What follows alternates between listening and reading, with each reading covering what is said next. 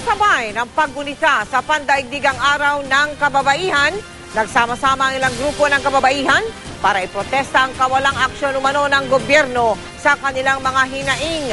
Mula sa Maynila, nakatutuklay si Lala Roque. Lala? Mel, tama ngayon ng International Women's Day ay nagpakitang puwersa mga kababaihan mula sa iba't ibang organisasyon para ipakita kay Pangulong Noynoy Aquino ang kanilang kawalan umano ng aksyon sa kanilang mga hinaing.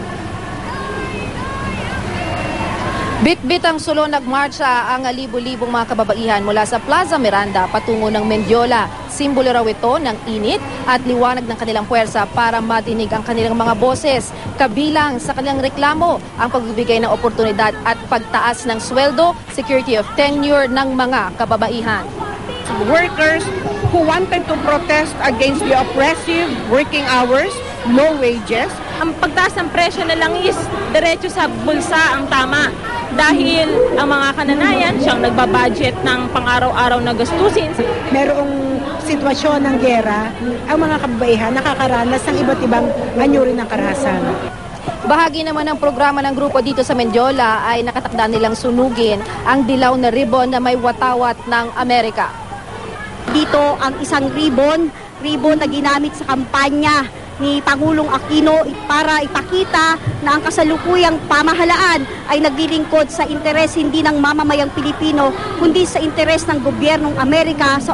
Ang Partido ng Manggagawa at Palaya Women's Committee naman, 0 ang ibinigay na rating kay Pangulong Noynoy Aquino pagdating sa pangangalaga sa kapakanan ng mga kababaihan. Ang RH bill nga raw hindi pa rin nasasabatas. Ang mahigit 2,000 empleyado ng Philippine Airlines, 700 sa kanila ay mga kababaihan, hindi pa rin naibabalik sa trabaho. Nag-alay naman ng bulaklak sa bantay ni Gabriela Silang sa lungsod ng Makati ang humigit kumulang 50 militanteng kababaihan. Pagkatapos ay nagmarcha sila para kalampagin ang gusali ng Allied Bank na pag-aari ni Lucio Tan na siyang may-ari naman ng PAL.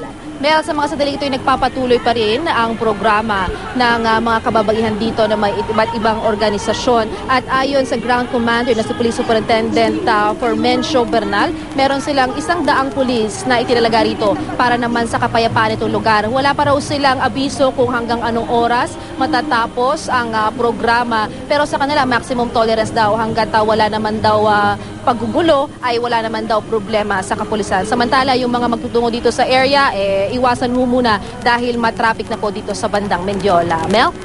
Maraming salamat sa iyo, Lala Roque.